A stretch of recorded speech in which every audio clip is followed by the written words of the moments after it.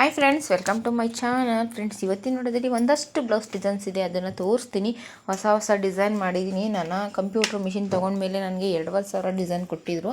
ಆದರೆ ಕ್ಯಾಟ್ಲಾಗ್ನ ಮಾತ್ರ ಬರೀ 1,000 ಡಿಸೈನ್ಗೆ ಕ್ಯಾಟ್ಲಾಗ್ ಕೊಟ್ಟಿದ್ರು, ಇನ್ನು 1,500 ಡಿಸೈನ್ಗೆ ಕ್ಯಾಟ್ಲಾಗ್ ಕೊಟ್ಟಿರಲಿಲ್ಲ. ಹಾಗಾಗಿ ನಾನು ಬರೀ ಕ್ಯಾಟ್ಲಾಗಲ್ಲಿ ಇರೋದನ್ನು ಮಾಡಿ ಒಂದಷ್ಟು ಹೊಸ ಡಿಸೈನ್ನ ತೊಗೊಂಡಿದ್ದೆ, ಅದನ್ನು ಮಾಡ್ತಿದ್ದೆ. ಆ ಡಿಸೈನೆಲ್ಲ ನೋಡೇ ಇರಲಿಲ್ಲ. ಇವಾಗ ಹೊಸದಾಗಿ ಮಾಡೋಣ ಅಂತ ಹೇಳಿ ಎಲ್ಲದನ್ನು ನೋಡಿದಾಗ ಹೊಸ ಡಿಸೈನ್ಗಳು ತುಂಬಾ ಚೆನ್ನಾಗಿರೋ ಡಿಸೈನ್ಸ್ ಎಲ್ಲ ಇತ್ತು. ಅದಕ್ಕೋಸ್ಕರ ಹೊಸ ಡಿಸೈನ್ನೇ ಮಾಡ್ತಿದ್ದೀನಿ. ಆದಷ್ಟು ಕಸ್ಟಮರು ಚಾಯ್ಸ್ ಮಾಡ್ದೇ ಇಷ್ಟು ಅಮೌಂಟಿಗೆ ಡಿಸೈನ್ ಮಾಡಿ ಅಂತ ಹೇಳಿದಾಗ ನನಗೆ ಯಾವ ರೀತಿ ಇಷ್ಟ ಆಗುತ್ತೋ ಆ ರೀತಿ ವರ್ಕ್ ಮಾಡ್ತೀನಿ. ಚಾಯ್ಸ್ ಮಾಡಿ ಕ್ಯಾಟ್ಲಾಗ್ನ ನೋಡಿ ಚಾಯ್ಸ್ ಮಾಡಿದಂಥವ್ರಿಗೆ ಚಾಯ್ಸ್ ಮಾಡಿರೋಂಥ ಡಿಸೈನ್ ಮಾಡ್ತೀನಿ. ಇಲ್ಲ ಇಷ್ಟು ಅಮೌಂಟಿಗೆ ಮಾಡಿ, ನಮಗೆ ಚಾಯ್ಸ್ ಎಲ್ಲ ಏನಿಲ್ಲ, ನಿಮಗೆ ಗೊತ್ತಿರುತ್ತೆ ನೀವು ರೆಗ್ಯುಲರ್ ಸ್ಟಿಚ್ ಮಾಡೋದ್ರಿಂದ ಅಂತ ಕೇಳುವಂಥ ಕಸ್ಟಮರ್ಗೆ ನನಗೆ ಯಾವುದು ಇಷ್ಟ ಆಗುತ್ತೋ ಹೊಸ ಆ ಅಮೌಂಟಿಗೆ ಯಾವ ಡಿಸೈನ್ ಸೂಟ್ ಆಗುತ್ತೆ ನೋಡಿಕೊಂಡು ಆ ರೀತಿ ಡಿಸೈನ್ ಮಾಡಿಕೊಡ್ತೀನಿ. ಅದರಲ್ಲೂ 3-4 ಬ್ಲೌಸ್ಗಳು ಕೊಟ್ಟಾಗ ಸ್ವಲ್ಪ ಚೆನ್ನಾಗೇ ಮಾಡಿಕೊಡ್ತೀನಿ. ಈ ರೀತಿ ವರ್ಕ್ ಬ್ಲೌಸ್ಗಳ ಜಾಸ್ತಿಯಾಗಿ ಕೊಟ್ಟಾಗ ಒಂದು 4, 5, 3 ಈ ರೀತಿ ಕೊಟ್ಟಾಗ ಸ್ವಲ್ಪ ಚೆನ್ನಾಗಿರೋಂಥ ಡಿಸೈನ್ನೇ ಮಾಡಿಕೊಡ್ತೀನಿ. ನನಗೆ ತುಂಬ ಜನ ಕಮೆಂಟ್ ಮಾಡ್ತಿದ್ರಿ, ನೀವು ಯಾವ ರೀತಿ ಅಮೌಂಟ್ ತೊಗೋತೀರಾ, ಯಾವ ರೀತಿ ಎಲ್ಲ ನೀವು ಡಿಸೈನ್ಗೆ ಅಮೌಂಟ್ನ ಇದು ಮಾಡ್ತೀರಾ ಅಂತ ಕೇಳ್ತಿದ್ರಿ. ಆದಷ್ಟು ನಾನು ಎಲ್ಲ ವೀಡಿಯೋದಲ್ಲೂ ಕೂಡ ನಾನು ತೊಗೊಳ್ಳುವಂಥ ಅಮೌಂಟ್ನ ನಾನು ಹೇಳಿದ್ದೀನಿ. ಆದರೆ ಈ ವಿಡಿಯೋದಲ್ಲಿ ಏನಪ್ಪ ಅಂದರೆ ನಿಮಗೆ ಯಾವ ರೀತಿ ತೊಗೋಬೋದು ಅನ್ನೋದನ್ನು ಈ ವಿಡಿಯೋದಲ್ಲಿ ಹೇಳ್ತೀನಿ. ಯಾಕೆಂದರೆ ತುಂಬ ಜನ ನಾನು ಹೊಸದಾಗಿ ಟೈಲರಿಂಗ್ ಕಲ್ತಿದ್ದೀನಿ, ಯಾವ ರೀತಿ ತೊಗೋಬೇಕು ಅಂತ ಗೊತ್ತಾಗ್ತಿಲ್ಲ, ನೀವು ಯಾವ ರೀತಿ ತೊಗೋತೀರಾ ಅಂತ ಕೇಳ್ತಾರೆ. ಆದಷ್ಟು ಇವಾಗ ನಾವು ಯಾರೋ ನೋಡಿ ಒಬ್ಬರು ವೀಡಿಯೋದಲ್ಲಿ ನೋಡಾಗಲಿ, ಇಲ್ಲ ಯಾರೋ ಒಬ್ಬರು ತೊಗೋತಿದ್ದಾರೆ ಅಂತಾಗಲಿ ನಾವು ತೊಗೊಳೋದಕ್ಕಾಗಲ್ಲ. ನಮ್ಮಲ್ಲಿ ಏನು ನಡೀತಿದೆ ಅದನ್ನು ನೋಡಿ ನಾವು ತೊಗೋಬೇಕು. ನಮ್ಮ ಅಕ್ಕಪಕ್ಕ ಸ್ಟಿಚ್ ಮಾಡೋರು ಯಾವ ರೀತಿ ತೊಗೋತಿದ್ದಾರೆ ಅದ್ರ ಮೇಲೆ ನಾವು ಡಿಪೆಂಡ್ ಆಗಿ ತೊಗೋಬೇಕು. ಇದು ನೋಡಿ, ಇದು ಸೀರೆ ಕುಚ್ಚು ಕೂಡ ಕಟ್ಟಿದ್ದೀನಿ. ಹೊಸ ಕಸ್ಟಮರು ನನಗೆ ಅವರೇ ಅಮೌಂಟ್ ಹೇಳಿದ್ರು, ಇಷ್ಟು ಅಮೌಂಟಿಗೆ ಮಾಡಿ ಅಂತ. ಚಾಯ್ಸ್ ಎಲ್ಲ ನಂದೇನೆ, ಡಿಸೈನ್ ಚಾಯ್ಸ್ ಎಲ್ಲ ನಂದೇನೆ, ಅಮೌಂಟ್ನ ಮಾತ್ರ ಹೇಳಿದರು. ಇವರೆಲ್ಲ ಈಗವಾಗ ತೋರಿಸ್ತಿರೋದೆಲ್ಲದು ಕೂಡ ಡಿಸೈನ್ ಚಾಯ್ಸು ನಂದು, ಅಮೌಂಟ್ ಮಾತ್ರ ಇಷ್ಟು ಅಮೌಂಟಿಗೆ ಮಾಡಿ ಅಂತ ಹೇಳಿದರು. ಕುಚ್ಚಿಂದ ವರ್ಕಿಂದ ಎಷ್ಟು ಅಮೌಂಟ್ ಹೇಳ್ತಾರೆ ಅಷ್ಟು ಅಮೌಂಟಿಗೆ ನಾನು ಸೂಟ್ ಆಗೋ ರೀತಿ ಮಾಡಿಕೊಡ್ತೀನಿ. ಅವರಿಗೆ ಅಮೌಂಟ್ ಮೇಲೆ ಡಿಪೆಂಡಾಗಿ ವರ್ಕ್ ಮಾಡಿಕೊಡ್ತೀನಿ. ನಾನು ಆವಾಗಲೇ ಹೇಳಿದಾಗೆ ಜಾಸ್ತಿ ಬಟ್ಟೆಗಳನ್ನ ಕೊಟ್ಟಾಗ ಸ್ವಲ್ಪ ಚೆನ್ನಾಗೇ ಮಾಡಿ ಕೊಡ್ತೀನಿ. ನಾನು ಆವಾಗಲೇ ಹೇಳ್ದಾಗೆ ನೀವು ನಿಮ್ಮಲ್ಲಿ ಏನು ನಡೀತಿದೆ ಅದನ್ನು ನೋಡಿಕೊಂಡು ನೀವು ಅಮೌಂಟ್ ತೊಗೋಬೇಕು. ಈಗ ನಾನು ವೀಡಿಯೋದಲ್ಲಿ ಹೇಳ್ತಿದ್ದೀನಿ, ನಾನು ಇಷ್ಟು ಅಮೌಂಟ್ ತೊಗೋತೀನಿ ಅಂತ ನೀವು ಅಷ್ಟು ಅಮೌಂಟ್ ತೊಗೊಳೋದಕ್ಕಾಗಲ್ಲ. ಕೆಲವೊಂದು ಕಡೆ ಜಾಸ್ತಿ ಇರುತ್ತೆ, ಕೆಲವೊಂದು ಕಡೆ ಕಡಿಮೆ ಇರುತ್ತೆ. ನಾವು ಹೊಸದಾಗಿ ಟೈಲರಿಂಗ್ ಕಲ್ತಿದ್ದೀವಿ ಅಂದರೆ ಆದಷ್ಟು ಈಗ ನಮ್ಮ ಸುತ್ತಮುತ್ತ ಏನು ನಡೀತಿದೆ ಅದಕ್ಕಿಂತ ಸ್ವಲ್ಪ ಕಡಿಮೆ ತೊಗೊಂಡಾಗಲೇ ನಮಗೆ ಕಸ್ಟಮರ್ ಬರುವಂಥ ಚಾನ್ಸ್ ಇರೋದು, ಮತ್ತು ಕಸ್ಟಮರ್ ಕೂಡ ಇಷ್ಟಪಡುವಂಥದ್ದು. ಅದನ್ನು ನೋಡಿದಾಗ ಸ್ವಲ್ಪ ಕಡಿಮೆ ಅಮೌಂಟ್ ತೊಗೋತಿದ್ದಾರೆ, ನೋಡೋಣ ಒಂದು ಕೊಟ್ಟು ಅಂತ ಹೇಳಿ ಕೊಡ್ತಾರೆ. ಆವಾಗ ನಾವು ಸ್ವಲ್ಪ ಚೆನ್ನಾಗಿ ಕೆಲಸದಲ್ಲಿ ಇಂಪ್ರೂವ್ ಆಗೋವರೆಗೂ ಆದಷ್ಟು ಸ್ವಲ್ಪ ಕಡಿಮೆನ, ನಾನು ಕಡಿಮೆ ಅಂತ ಹೇಳಿ ನೀವು ಜಾಸ್ತಿ ಕಡಿಮೆ ಅಮೌಂಟ್ನೇ ತೊಗೋಬೇಕಾಗೇನಿಲ್ಲ. ನಿಮ್ಮಲ್ಲಿ ಏನು ನಡೀತಿದೆ, ಈಗ ನಿಮ್ಮ ಪಕ್ಕದಲ್ಲಿ ಅಕ್ಕಪಕ್ಕದಲ್ಲಿ ಸ್ಟಿಚ್ ಮಾಡುವಂಥವ್ರು, ನಿಮ್ಮ ಊರಲ್ಲಿ ಸ್ಟಿಚ್ ಮಾಡುವಂಥವ್ರು 100 ರೂಪಾಯಿ ತೊಗೋತಿದ್ದಾರೆ ಅಂದರೆ ನೀವು ಒಂದು 80 ರೂಪಾಯಿ, ಅವ್ರು 150 ರೂಪಾಯಿ ತೊಗೋತಿದ್ದಾರೆ ಅಂದರೆ ನೀವು ಒಂದು 120 ರೂಪಾಯಿ, ಈ ರೀತಿ ಅಮೌಂಟ್ನ ತೊಗೊಂಡು ಸ್ಟಿಚ್ ಮಾಡಿಕೊಟ್ಟಾಗ ಕಸ್ಟಮರಿಗೆ ಇಷ್ಟ ಆಗುತ್ತೆ. ಅದರಲ್ಲೂ ಜೊತೆಗೆ ನಾವೇನಪ್ಪ ಅಂದರೆ ನಾವು ಅಮೌಂಟ್ನ ಕಡಿಮೆ ತೊಗೊಳ್ಳೋದ್ರ ಜೊತೆಗೆ ಸ್ಟಿಚ್ಚಿಂಗ್ ಕೂಡ ಚೆನ್ನಾಗಿ ಮಾಡಿಕೊಡ್ಬೇಕು ನಾವು ಅವರಿಗೆ, ಅದನ್ನು ಕೂಡ ನೋಡ್ಕೋಬೇಕು. ಅದನ್ನು ಕೂಡ ನೋಡಿಕೊಂಡು ನೀವು ಸ್ಟಿಚ್ ಮಾಡಿಕೊಟ್ರೆ ಆವಾಗ ನಿಮಗೆ ಕಸ್ಟಮರ್ ಜಾಸ್ತಿ ಆಗುವಂಥ ಚಾನ್ಸ್ ಇರುತ್ತೆ. ನನಗೆ ತುಂಬ ಜನ ನಾನು ಟೈಲರಿಂಗ್ ಕಲ್ತಿದ್ದೀನಿ, ನನಗೆ ಬಟ್ಟೆನೇ ಬರ್ತಿಲ್ಲ ಅಂತ ತುಂಬ ಜನ ಕಮೆಂಟ್ ಮಾಡ್ತೀರಾ, ಮತ್ತು ಯಾವ ರೀತಿ ಅಮೌಂಟ್ ತೊಗೋಬೇಕು ಹೇಳಿ ಅಂತ ತುಂಬ ಜನ ಕಮೆಂಟ್ ಮಾಡ್ತೀರಾ. ಅದಕ್ಕೋಸ್ಕರ ಈ ವಿಡಿಯೋದಲ್ಲಿ ಹೇಳ್ತಿದ್ದೀನಿ. ನಾನು ಹೇಳ್ದಾಗೆ ಬಟ್ಟೆ ಯಾವ ರೀತಿ ಕೊಡ್ತಾರೆ, ಎಷ್ಟು ಬಟ್ಟೆ ಕೊಡ್ತಾರೆ ಅದ್ರ ಮೇಲೆ ಡಿಪೆಂಡ್ ಆಗೋ ಕೂಡ ಕೆಲವೊಂದಷ್ಟು ಅಮೌಂಟ್ನ ತೊಗೋತೀನಿ ನಾನು. ಇವಾಗ ಜಾಸ್ತಿ ಎಲ್ಲ ಬಟ್ಟೆ ಕೊಟ್ಟಾಗ ಅವರಿಗೆ ಇಷ್ಟ ಆಗೋ ರೀತಿ ಒಂದಷ್ಟು ಕಡಿಮೆ ಅಮೌಂಟು ಕೂಡ ಇಸ್ಕೊತೀನಿ. ಇವಾಗ ಒಂದು 10,000 ರೂಪಾಯಿನ ಬಟ್ಟೆನ ಸ್ಟಿಚ್ ಮಾಡಿಸಿದ್ದಾರೆ ಅಂದರೆ ಒಂದು 500 ರೂಪಾಯಿ ಅಮೌಂಟ್ ಬಿಟ್ಕೊಡೋ ರೀತಿ, ಈ ರೀತಿ ಎಲ್ಲ ನೋಡಿಕೊಂಡು ಸ್ಟಿಚ್ ಮಾಡಿ ಅವರಿಗೆ ಇಷ್ಟ ಆಗೋ ರೀತಿಯೇ ವರ್ಕ್ ಮಾಡಿ ಸ್ಟಿಚ್ ಮಾಡಿ ಕೊಡ್ತೀನಿ.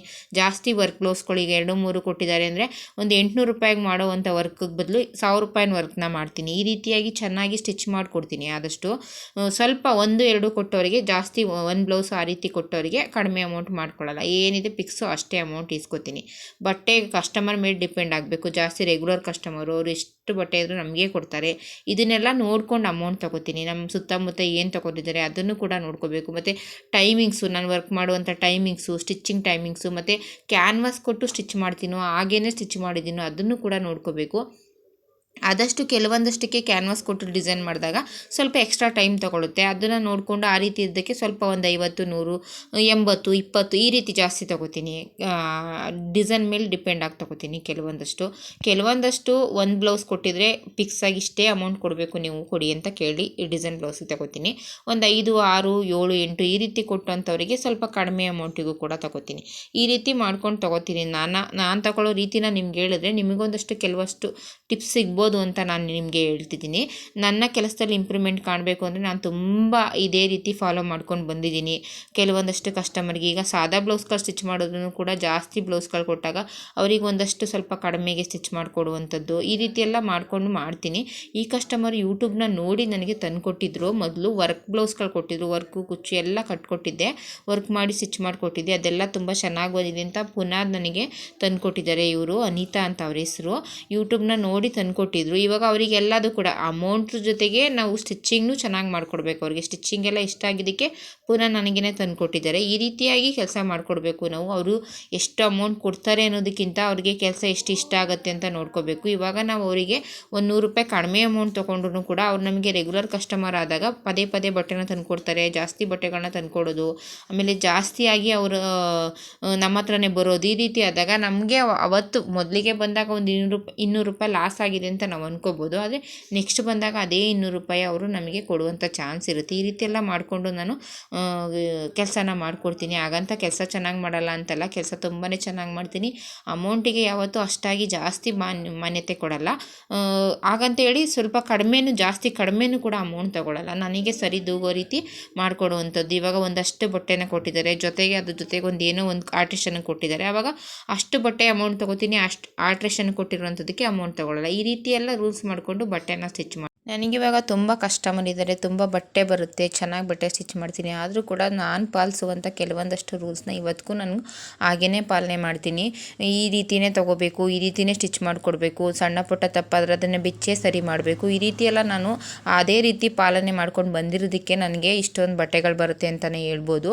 ಕೆಲವೊಂದಷ್ಟು ಹೋಗಲಿ ಬಿಡು, ಇದ್ರದೇ ಬಿಡು ಅನ್ನೋಂಥ ಕೆಲಸನ ಮಾಡೋದೇ ಇಲ್ಲ. ಅದು ಸಾಧ್ಯ ಆದಷ್ಟು ಅದನ್ನು ಚೆನ್ನಾಗಿ ಮಾಡೋ ಪ್ರಯತ್ನ ಮಾಡ್ತೀನಿ, ಬಿಚ್ಚಿ ಹೊಲಿಯುವಂಥ ಪ್ರಯತ್ನ ಮಾಡ್ತೀನಿ. ಮತ್ತು ಕಸ್ಟಮರ್ ಬಂದಿದ್ದಾರೆ ಅಂದರೆ ಅವ್ರಿಗೆ ಇಷ್ಟ ಆಗೋ ರೀತಿ ಸ್ಟಿಚ್ ಮಾಡಿಕೊಡ್ಬೇಕು. ಇವತ್ತೊಂದು 10 ರೂಪಾಯಿ ಕಡಿಮೆ ಅಮೌಂಟ್ ತೊಗೊಂಡೆ ಅಂದ್ಕೊಳ್ಳೋದಕ್ಕಿಂತ ಅವ್ರು ನನಗೆ ರೆಗ್ಯುಲರ್ ಕಸ್ಟಮರ್ ಆಗಬೇಕು, ಅವರಿಗೆ ಚೆನ್ನಾಗಿ ಸ್ಟಿಚ್ ಮಾಡಿಕೊಡ್ಬೇಕು ಅನ್ನೋ ಪ್ರಯತ್ನ ಮಾಡ್ತಿರ್ತೀನಿ. ಯಾವಾಗಲೂ ಕೂಡ ಅವ್ರಿಗೆ ಇಷ್ಟ ಆಗೋ ರೀತಿ ಸ್ಟಿಚ್ ಮಾಡಿಕೊಡ್ಬೇಕು, ಅವ್ರು ಇಷ್ಟಪಡಬೇಕು. ಈ ರೀತಿಯೇ ನಾನು ಯೋಚನೆ ಮಾಡ್ಕೊಂಡು ಕಸ್ಟಮರ್ ಬಂದ ತಕ್ಷಣ ಅವ್ರ ಹತ್ರ ಅಮೌಂಟ್ ಇಷ್ಟೇ ತೊಗೋಬೇಕು ಅಂತ ಯೋಚನೆ ಮಾಡಲ್ಲ. ಅವ್ರಿಗೆ ಇಷ್ಟ ಆಗೋ ರೀತಿ ಸ್ಟಿಚ್ ಮಾಡಬೇಕು ಅನ್ನೋ ಪ್ರಯತ್ನ ನಾನು ಮಾಡ್ತೀನಿ. ಹಾಗಾಗಿ ನನಗೆ ಇಷ್ಟೊಂದು ಕೆಲಸ ಬರುತ್ತೆ ಅಂತಲೇ ಹೇಳ್ಬೋದು. ತುಂಬ ಒಳ್ಳೆಯದಂತೂ ನನಗಾಗಿದೆ. ಈ ಕೆಲಸದಲ್ಲಿ ತುಂಬ ಹೆಚ್ಚು ಕೆಲಸ ಬರ್ತಿದೆ. ಕೆಲಸ ಮಾಡೋಕ್ಕಾಗಲ್ಲ ಅನ್ನುವಷ್ಟು ಕೆಲಸ ಬರುತ್ತೆ ಕೆಲವೊಂದು ಸಲ. ನಿಜವಾಗ್ಲೂ ತುಂಬಾ ಖುಷಿಯಾಗುತ್ತೆ. ಯಾರೆಲ್ಲ ಟೈಲರಿಂಗ್ ಕಲಿದಿರ ನಿಮ್ಮ ತಾಳ್ಮೆನ ಕಳ್ಕೊಬೇಡಿ.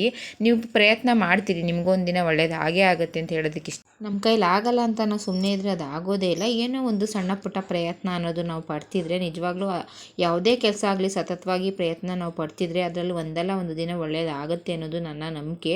ನಾನು ಕೂಡ ಇದನ್ನೆಲ್ಲ ಮಾಡೋದಕ್ಕೆ ತುಂಬ ಕಷ್ಟಪಟ್ಟಿದ್ದೀನಿ.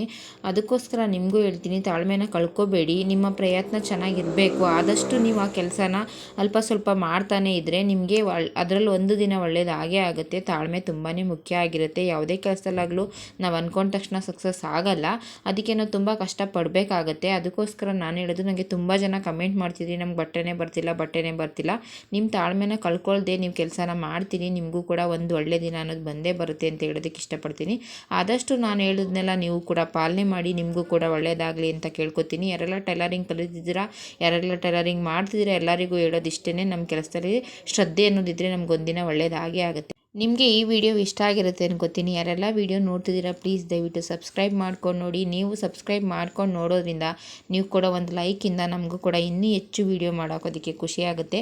ದಯವಿಟ್ಟು ಸಬ್ಸ್ಕ್ರೈಬ್ ಮಾಡ್ಕೊಂಡು ವಿಡಿಯೋ ನೋಡಿ. ಈ ವಿಡಿಯೋ ಇಷ್ಟ ಆಗಿದ್ದರೆ ಶೇರ್ ಮಾಡಿ, ಹೀಗೆ ಸಪೋರ್ಟ್ ಮಾಡ್ತೀರಿ ಅಂತ ಕೇಳ್ಕೊತೀನಿ. ಆದಷ್ಟು ಹೆಚ್ಚು ಟೈಲರಿಂಗ್ ಕಲಿಬೇಕು ಅಂದ್ಕೊಂಡಿರೋರಿಗೆ, ಟೈಲರಿಂಗ್ ಮಾಡ್ತಿರೋರಿಗೆ ಶೇರ್ ಮಾಡಿ ಅಂತ ಕೇಳ್ಕೊತೀನಿ.